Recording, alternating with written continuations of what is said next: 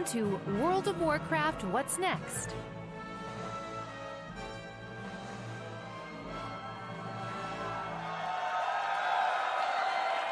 Hello, BlizzCon!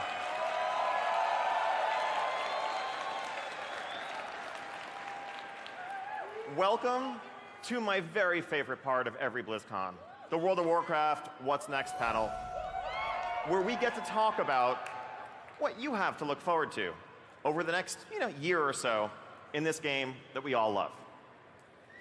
So, where do we stand right now?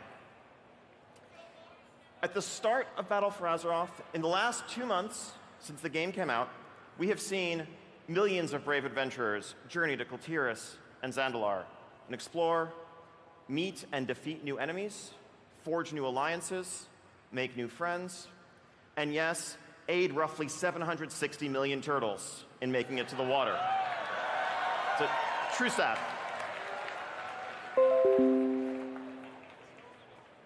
But in a lot of ways, we really do stand at the beginning of a journey, because each expansion in World of Warcraft represents a fresh start. It's a new world to visit, new stories to explore, new systems, new foundations upon which to build.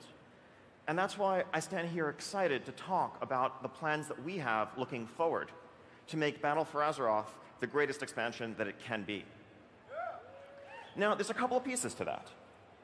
First off, we want to continue the philosophies we introduced in Legion in terms of how we approach our patches, how we approach our content updates. We want to make sure that there's always a steady stream of content. Things to look forward to, things to experience, things to keep the experience interesting and varied.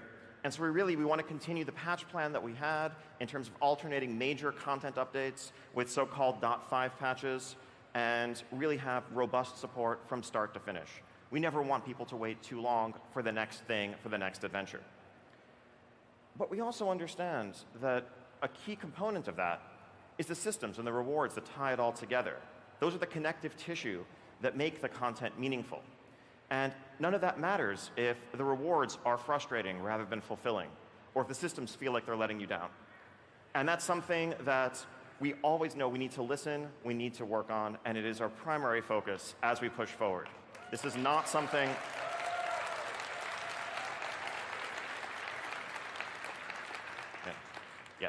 This story is far from over. We stand here at the first chapter in this great journey, and I couldn't be more excited to just give you a little sneak peek at the next few chapters. So first off, now I know for many of you here and a lot of you watching along at home, Tides of Vengeance is old news. It's been on the test realm for a couple months, but I just want to give a quick recap just to set the stage for what will follow. So, key components of this update. First off, we have the new Warfront in Darkshore, as well as an update to the outdoor zone of Darkshore, as the Alliance strikes back, as the Alliance tries to reclaim this foothold in Kalimdor to take revenge against the Horde for the crimes that they wrought upon Teldrassil in the shadow of this great tree. We also have war coming to the shores of Kultiras and Zandalar, as Horde and Alliance assaults, add new outdoor gameplay as you rally to defend your allies' cities from the enemy faction's invasion. It's a clump of world quests leading to a capper experience, again, reminiscent of the Legion assaults that we had back in 7.2, except this time around, it's the enemy faction invading as opposed to the Burning Legion. We have new island expeditions that will take you to Jorindal and Havenswood, as well as systemic improvements to island rewards, the pacing of the experience, and the way that islands are spawned. We, of course, have an all-new raid zone, the Battle of Dazar'alor. And this is something that we are incredibly excited about. This is for the first time ever, what a villain means in World of Warcraft is typically it's embodied in the end boss of a raid. When you played Burning Crusade, well, Illidan was the one who was telling you were not prepared. When you played Wrath of the Lich King, you were seeking to climb Icecrown Citadel to confront the Lich King at the end. Well, in Battle for Azeroth, if the villain is the opposite faction, why should that not be expressed in a raid zone to tell our story? And so Horde and Alliance, for the first time, will have different experiences.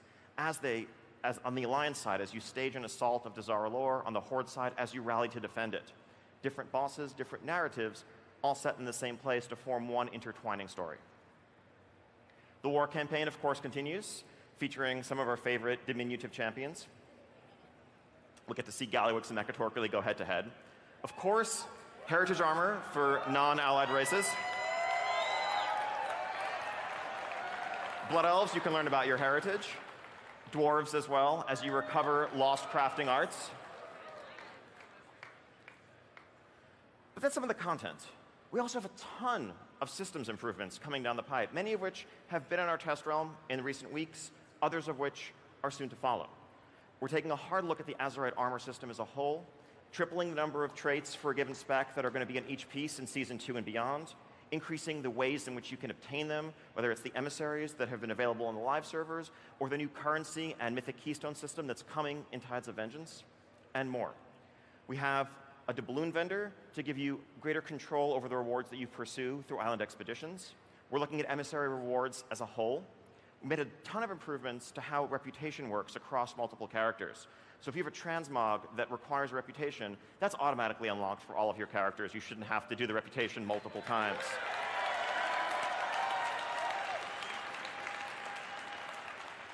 Or if you're trying to get that 100 Exalted Reputations achievement and feel tied to this character that you played a long time ago that has some unavailable achievements. Again, all of that progress should be account-wide. That's coming in Tides of Vengeance.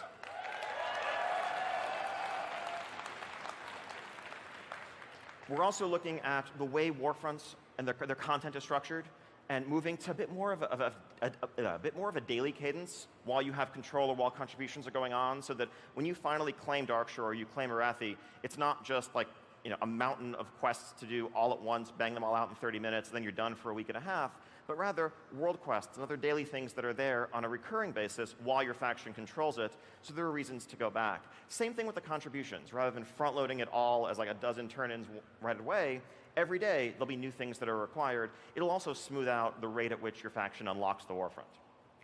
We're continuing to rework PvP talents, making a wide range of class changes, and more on that front. And we're also looking at how War Mode works, making sure that we're properly incentivizing to calibrate risk and reward.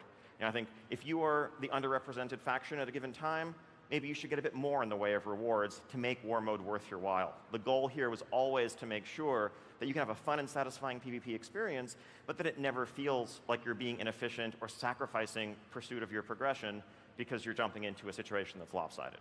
So a lot more improvements along those lines still coming. And so that leads to the natural question of when will this patch be in your hands? When will this update be yours? Well, as always, and as I said at the start, we want to keep content coming as quickly as possible. But at the same time, we know that it's essential to take the time that's required to polish, to respond to feedback, to iterate, to make it the best experience that it can be, and to make it the experience that you all deserve.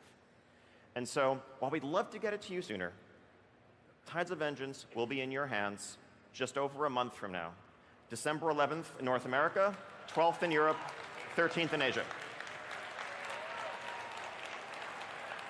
And don't worry, the Battle of the Zarlor raid, that's coming early next year. You're not going to have to worry about progression over the holidays.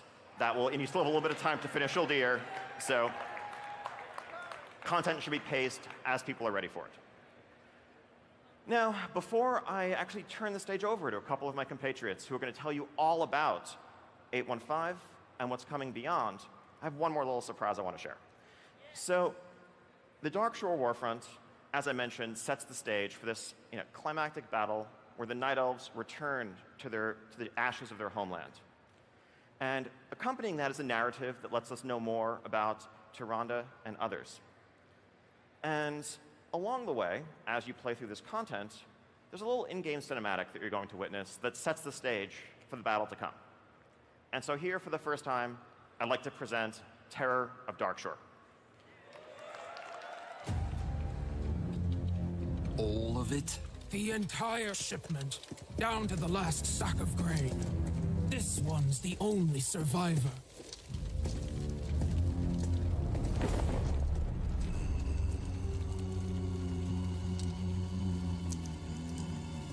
One Samdi, do not take me yet. What happened? We were bringing supplies to the war front, just like all the other times. Pick up the pace! We got to get these supplies to our soldiers by dawn.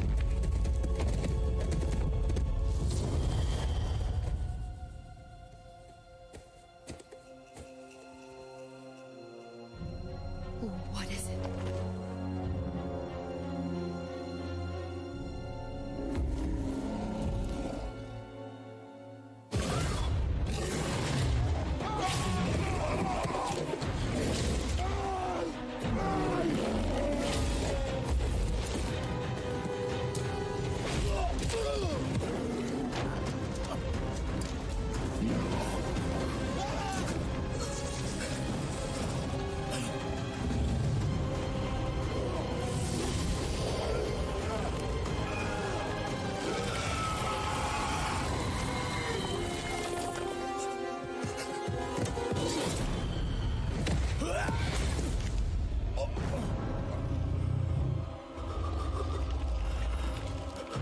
Tell her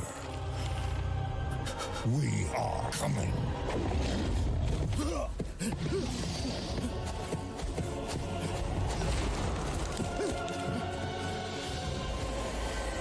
One Sunday. Do not take me yet. He expects us to believe this tale. No single night elf could do all that. I know one who could.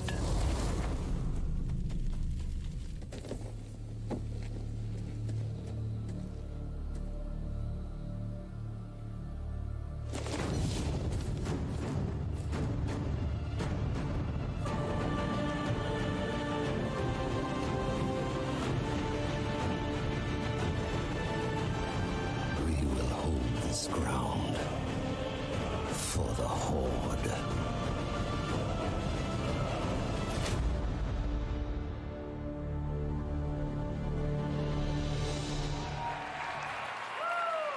And so yes, a little reminder about the true nature of the Night Elves. You might think of them as this, peace-loving, tree-hugging race.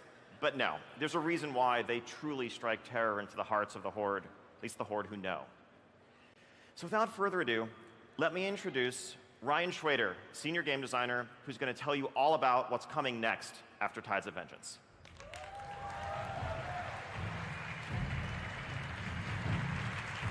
Woo! Yeah! How about that? Oh my gosh. Thank you very much. Welcome to BlizzCon, and thank you, Ian. Tides of Vengeance is looking absolutely epic.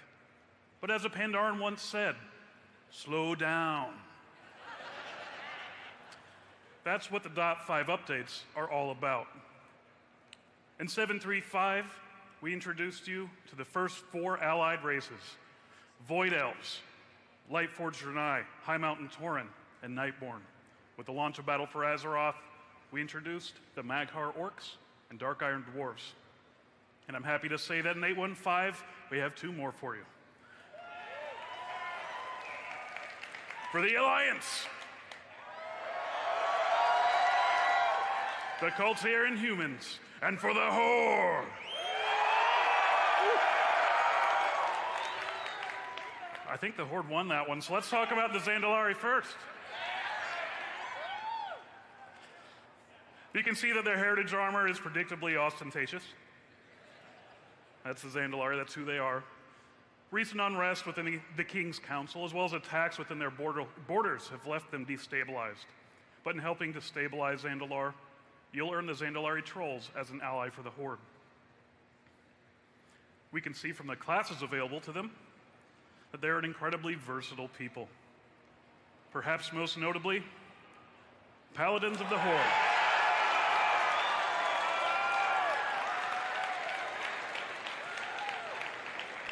You like that?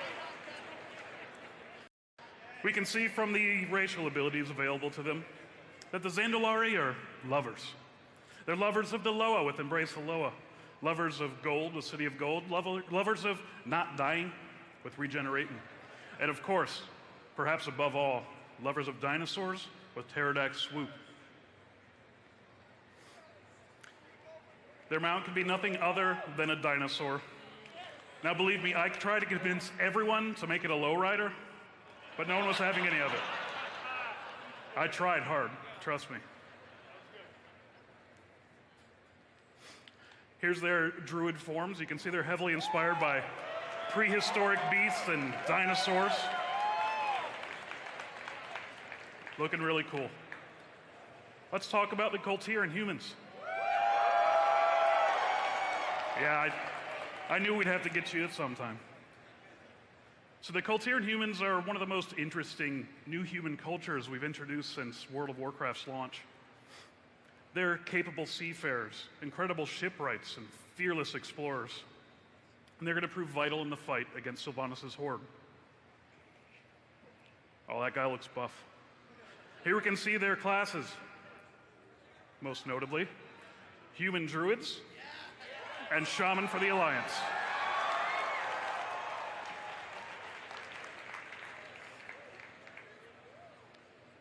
Their racial abilities reflect their stout fortitude with Haymaker and Brush It Off, their artisanal versatility with Jack of All Trades, and their bond with the ocean with Child of the Sea and Rime of the Ancient Mariner.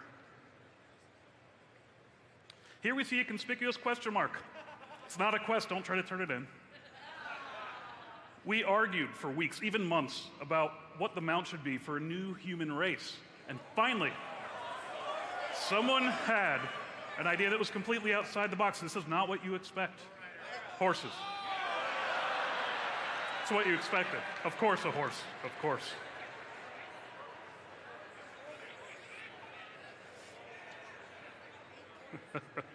Here we see their druid forms, heavily inspired by the Druss culture.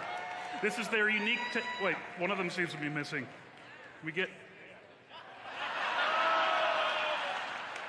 They're always late to the party. I don't know what I was going to say, so let's just move on to the Darkmoon Fair. Silas Darkmoon, like every great amusement park tycoon, is always on the lookout for new ways to attract new visitors. And he realized in a recent audit that something was missing. So ladies and gentlemen, boys and girls, characters of all classes, I give you the Grivern. Yeah. This roller coaster will be available at the Darkmoon Fair the next time Darkmoon rolls into town at 815. Now, the Darkmoon Fair might be the most common holiday in Azeroth, but there's many more celebrated throughout Azeroth and beyond. And we know some of these are getting long in the tooth, and we'd like to update them over time. And this time in 815, we're taking the chance to update one of our favorites, Children's Week. There will be new quest lines for the Kultiran and Zandalari orphans. They're adorable, right? We know a lot of you are enjoying the micro holidays that we introduced in Legion, like Trial of Style and the Kirin Tor Tavern Crawl. And we'd like to add more of these as time goes on. In 815, we're returning to the Krasarang Wilds to go to the Wanderers Festival and celebrate Liu Lang and Shenzhen Zhu, the Great Turtle. We'll dive under the great reefs of Vashir, your favorite zone to swim in. And who loves t-shirts? Yeah, pretty much everybody. Free t-shirt day is coming to Azeroth. I have no segue to time walking.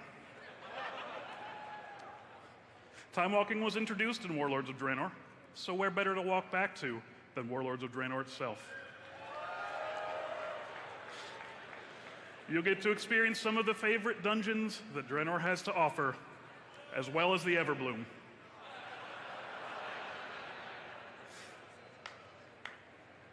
And rewards.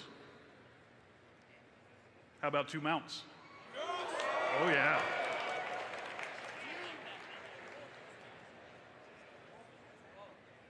Now we realize that sometimes it's hard to get around. Who can tell me where the Ashran portal is in Stormwind? Wrong. All of you are dead wrong. It's actually in Stormwind Keep. And we realize that as World of Warcraft continues to grow, it can be hard to find your way around. And in our first effort toward improving this travel, we're introducing portal rooms in both Orgrimmar and Stormwind.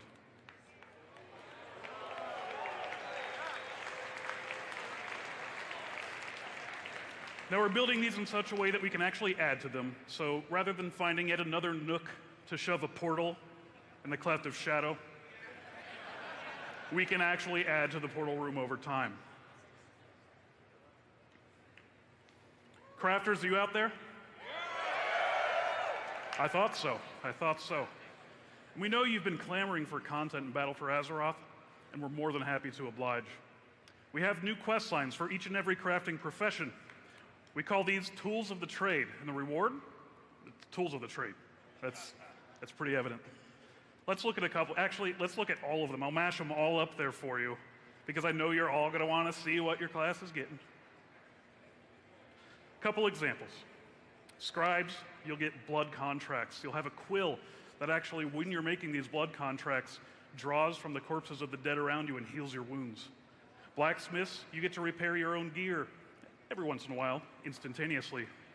And when you're making new armor and weapons, you have a chance to make it indestructible. Now, I'd go over every single one of these, but it's been a few seconds, so it's probably up on the internet already, so you can look at it there.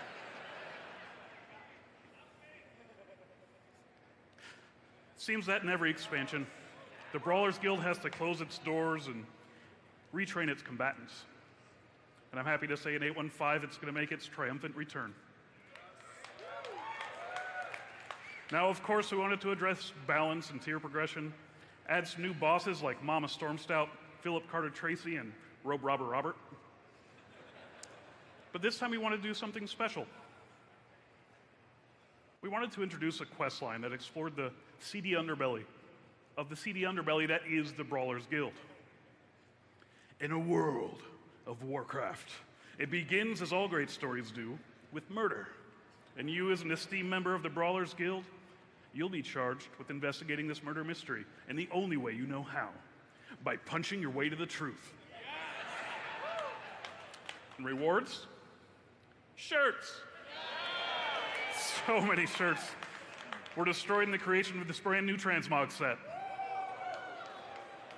Oh, what's that in the back? You wanted to ride everyone's favorite mount or favorite brawler as a mount? Oh, yeah, okay. How about Bruce the Mount? Bruce. And while we're in a fighting mood, let's talk about PvP Battlegrounds. Warsong Gulch and Arathi Basin remastered.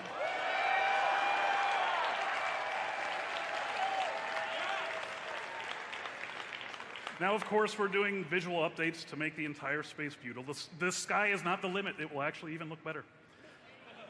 But we're preserving the spirit of the original as well as painstakingly maintaining the PvP balance down to the very geometry of the terrain. And what will they look like? Well, I'll explain to you over the next 20 to 30 minutes exactly what they look like. Or we could watch a video.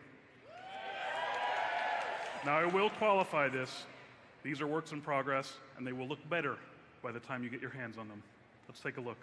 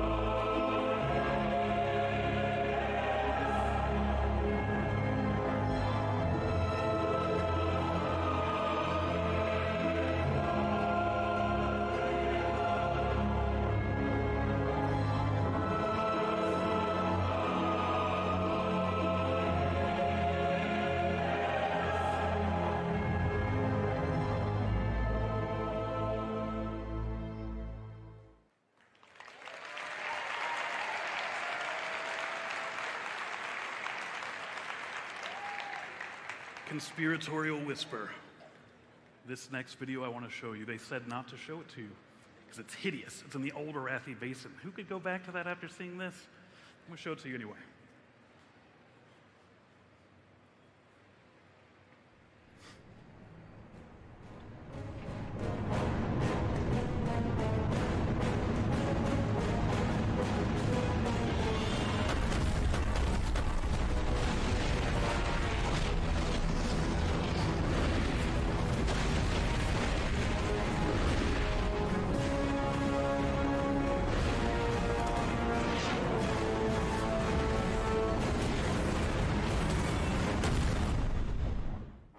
Now, what if I were to tell you that was a group of players fighting against non-player characters?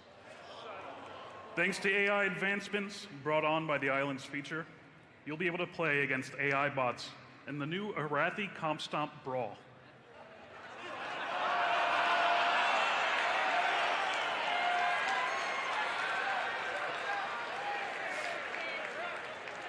.825 and beyond.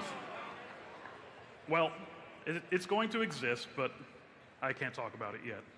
Well, Schwader, why'd you make such a pointless slide? Very astute of you, fictional front row fan. I did want to show you just one more thing. New character models for both the Goblin and Worgen.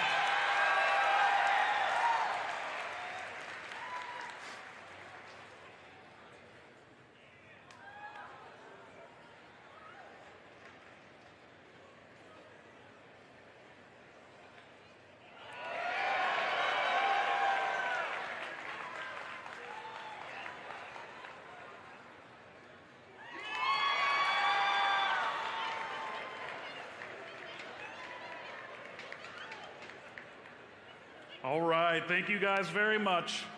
Now, without further ado, please put your hands together for the Baron of Battle Pets himself, Jeremy Muffinus Fiesel.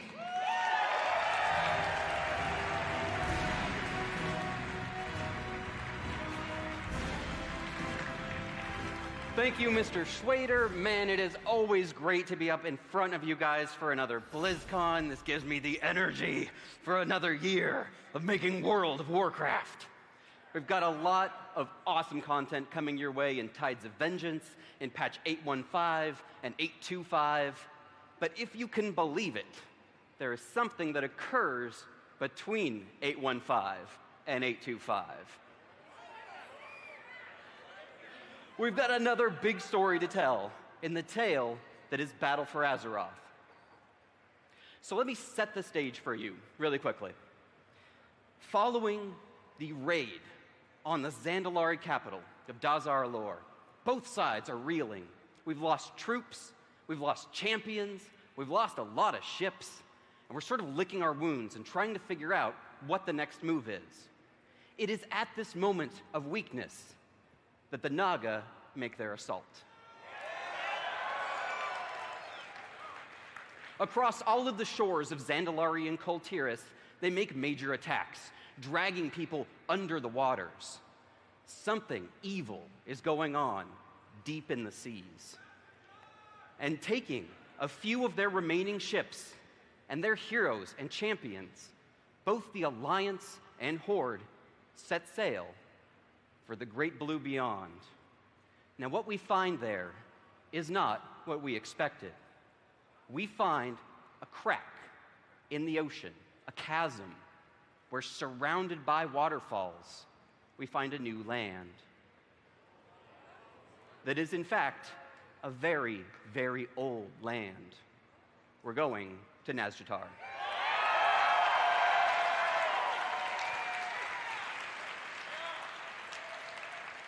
Our trip to Nazjatar is the kickoff piece of our next major content update, entitled Rise of Azshara.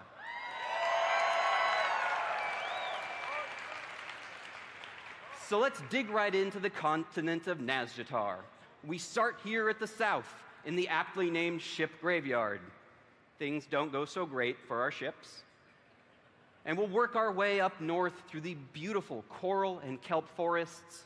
We'll get to see the ruins of Zinashari and some ancient elven architecture, and ultimately make our way to the Naga city that surrounds Azshara's eternal palace. This is the home base of the Naga. This is the seat of power of Queen Azshara, and we will finally face her in combat.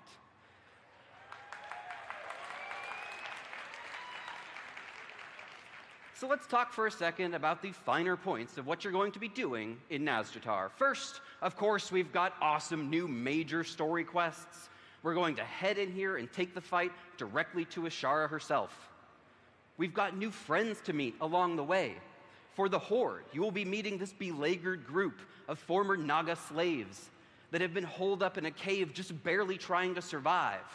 You will make new friends with a group of Gilblin, Makura, and Sea Giants who will be on our side and help us fight against the Naga. Now, for the Alliance, you're going to make friends with a deep sea tribe called the Ankoan that you see here on the right.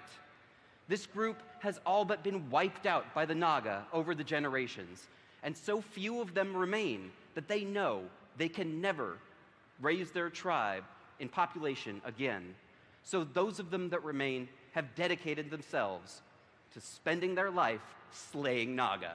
We're going to help them get revenge. And last but not least, we want to focus heavily in this particular content update on replayable outdoor content. If you liked Suramar, Argus, Timeless Isle of Thunder, the Molten Front, we're even reaching back to our favorite parts of the Burning Crusade and Auchindoun's outdoor towers to grasp all those cool pieces of endgame systems and overlay them over the top. Our goal is that over the course of playing through Nazjatar, you've got new things to see every day. Of course, heading down into the depths that are owned by the Naga and Azshara, we will be meeting tons of brand new foes. Some of them have more old gaudy influence than others. Like this guy, Eyeball Jellyfish. I love this guy. And we will also be seeing the elite units of the Naga, of Azshara's units, including this powerful new Naga warrior and spellcaster. Along the same lines, we'll be getting brand new rewards, these awesome Naga-themed weapons and armor sets, and of course, new mounts.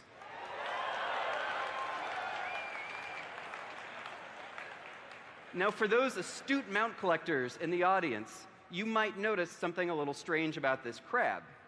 The thing you hold on to is facing sideways. The crab walks sideways. It's 2018, we did it. And of course, we can't be going to a new zone without some new battle pets. Yes, he is wielding a tiny fork.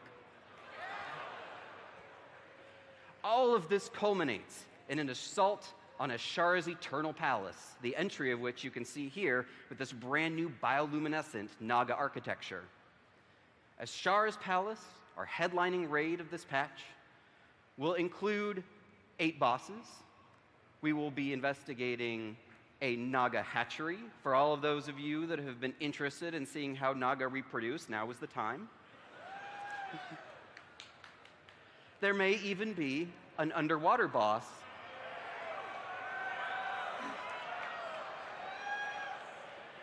Really can't wait to hear your feedback on that one. And of course, culminating with Queen Azshara herself.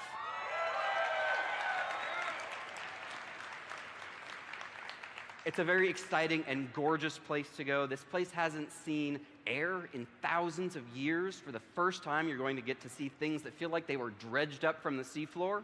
We've got a real quick video to show you. Please keep in mind, all of this is a work in progress and will undergo changes before it hits live. Enjoy.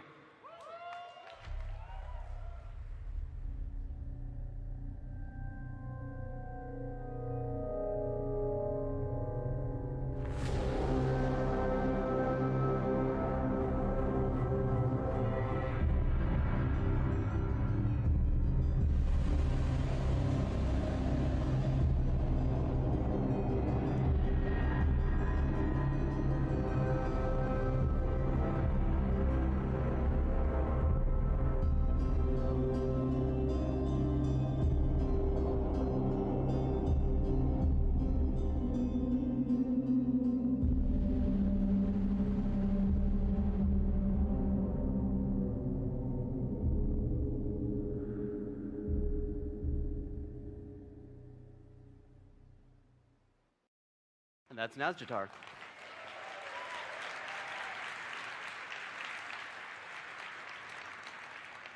Got a great shot of the kelp forest here. This is a piece of our concept art. But Nazjatar is not the only mystery that we're going to be exploring in Rise of Azshara. If you were an Alliance player that went through Tiragard Sound, you may have encountered this gentleman.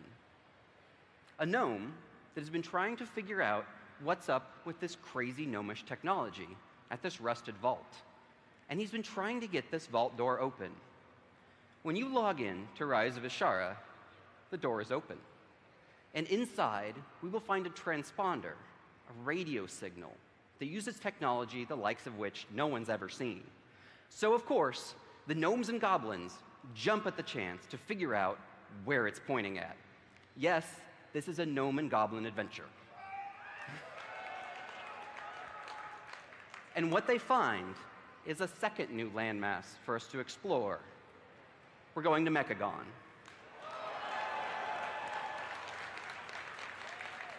The ancient lost city of the gnomes. We will begin our adventure out here on the Junker Wastes, where, beset by death robots, we will find that this is not a happy place. But we're going to meet some allies here as well. Both the Alliance and the Horde are going to meet friends with a group that is being hunted by these robots and learn a lot of new things about them. Please welcome the Junker Gnomes. Now, the Mecha Gnomes span a variety of different types, and we're going to learn a lot about their culture. The group that we meet out in the Junker Wastes are those that you see here on the right-hand side. They're less mechanical. They're breaking down even a little bit. And what we learn from them is that there is a gorgeous society inside of yet another vault that we'll have to break our way into. And inside there, the higher caste gnomes live. Those that have given themselves over to their king, King Mechagon, and his vision to turn everybody into robotic components. In this society, the more robot parts you have, the higher up you go in society. And our group of Junker Gnome friends have decided that just wasn't for them. So we're gonna help them break back into their city. Here's a shot of the city right here, and King Mechagon's lightning-enshrouded palace up there in the background. We're gonna be meeting a bunch of new robot enemies that are on the side of King Mechagon, and ultimately taking the fight to Mechagon himself. Now, what all of this outdoor questing experience ultimately culminates in is a brand new dungeon, or should I say, a mega dungeon. What's a mega dungeon? Well, if you remember back when we did Karazhan, we did a dungeon that was twice as long with 8 bosses that featured King Mechagon himself as the end boss. And it's mythic only for now, along with higher item level rewards and brand new and unique pets and mounts and items to collect. This is gonna be an awesome double-length dungeon. We think you're gonna love it. You're gonna fight your way all the way out from the Junker Wastes, kill the killer death robots, bust your way inside, make your way down through the trash compactor, because of course that's how you bust your way into any great, well-armored facility, and take the fight up to King Mechagon inside his lightning-shrouded palace shown here, where he, of course, is piloting a giant death robot. Let's take a quick look at a video showing us an early shot of Mechagon.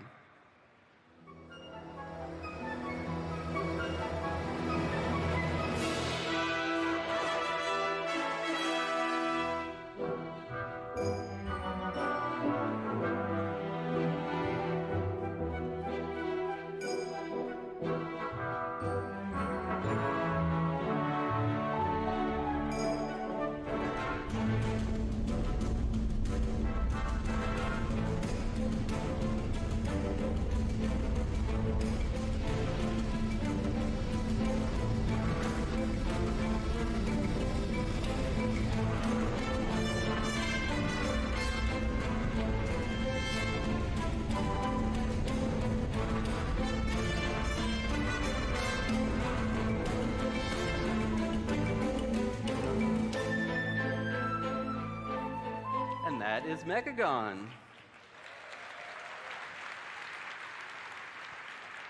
It's a really fun space. Anytime we do a goblin and gnome adventure, of course, there's going to be wacky hijinks. Okay, but what else have we got coming for you in Rise of Azshara? Well, we will be continuing to tell the major stories of some of our top-tier characters. We're going to be seeing what's next for Sylvanas. What are her plans?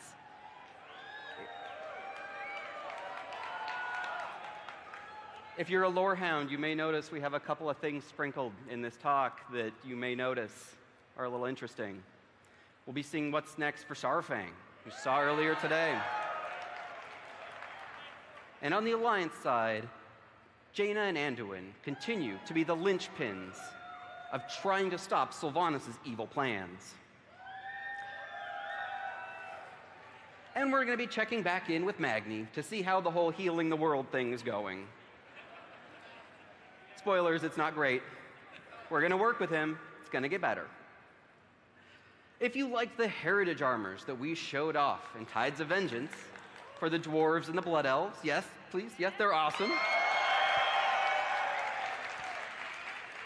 We love doing these awesome lore hits for some of our classic races, so we're going to be doing 2 more in Rise of Azshara.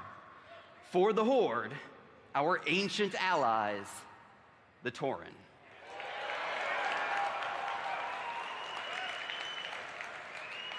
You will be going on a spiritual journey with the Spirit Walkers to find out why things are restless in Thunder Bluff. And for the Alliance, we couldn't be going to Mechagon without taking one last check-in with our diminutive friends, the Gnomes. Of course, as a gnome, you are going to be blasting the heck out of a whole lot of trogs with a spaceship. And if you're a gnomish engineer, you'll notice that for the first time in a while, you get goggles that you can put up on your forehead. Okay, what else have we got coming in Rise of Azshara? Well, oops, sorry. Can we go to the next one? No? Next one? Technical difficulties? Okay, go back, go back. Back one more. Don't look. Thank you. Oh, we've got more island expeditions coming at you, like Ian was talking about. We've got a lot of great systemic improvements, including a doubloons vendor with pets and mounts and tricorn hats coming in Tides of Vengeance. We will be continuing to add new island expeditions in Rise of Azshara. The first one, which you already saw. If you were a huge lore hound, you were probably wondering, where was Crestfall, a Warcraft 2 map that was part of the Cold Tyran group of islands from way back when? This was the island in Warcraft 2 where you very first fought dragons and griffin riders. We're going to be heading back there, and you will be seeing some of the remnants of what happened during that fight way back in the day. And on the other side of the spectrum, we're going to a place called Snowblossom Village. This is a small Pandaren town, nestled away in the hills, where they've been farming for generations and fighting back against their evil enemies. The Verming are making a return, our awesome rabbit friends from Mists of Pandaria. May even see some Shadowpan show up, too. Let's take a quick look at our new islands.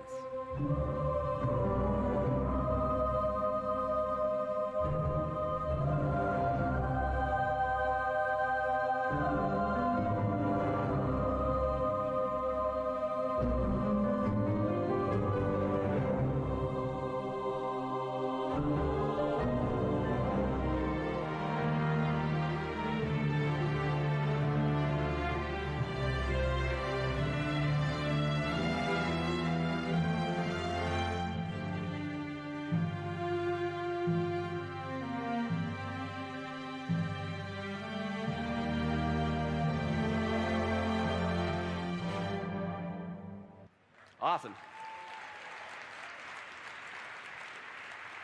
So this is a shot of our brand new Warfront coming in Tides of Vengeance, and in Rise of Azshara, we'll make another advancement to our Warfront system for all those of you that have been wanting to play along with your friends on Warfronts, that have wanted to have a higher difficulty thing to play against, that has large group content when your raid is down for the week. We will be introducing Heroic Warfronts.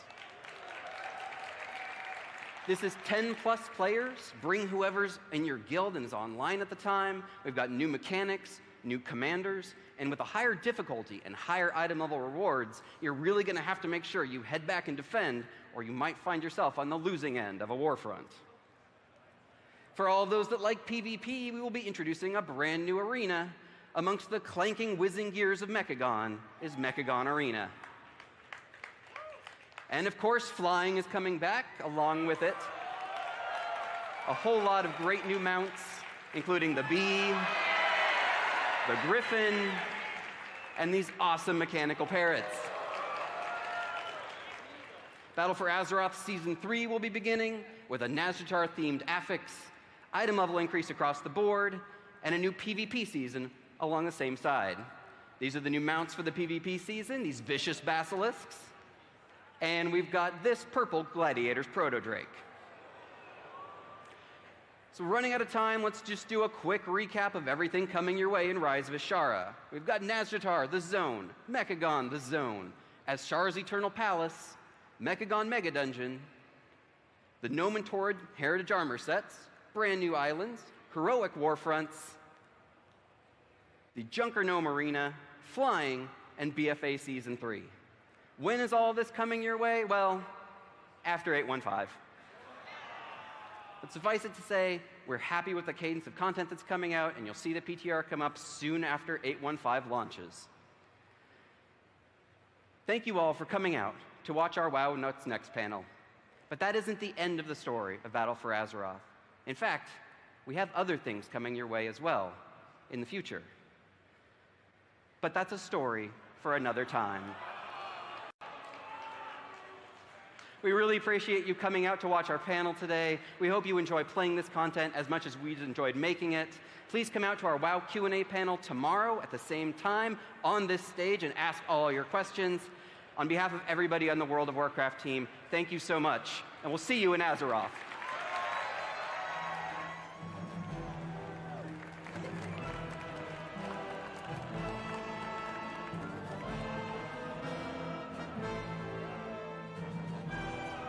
Thank you for attending World of Warcraft What's Next?